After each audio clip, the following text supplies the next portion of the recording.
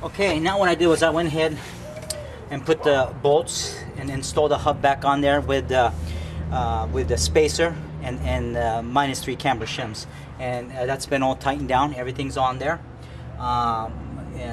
what I'm doing is now reinstalling all the mounting points for the emergency cable and then the brake line.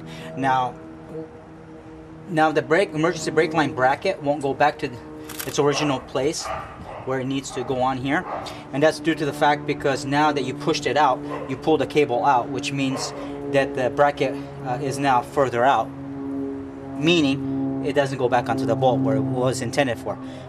What I did was, you could probably keep it without it, but I rather figure, I'm gonna move this bracket.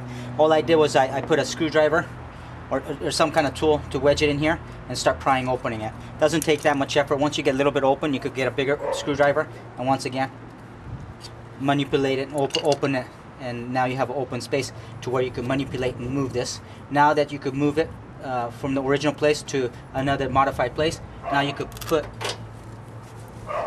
the bracket back on. So at least the emergency brake cable is away from the inner part of the tire, so it won't rub if it's all the way out.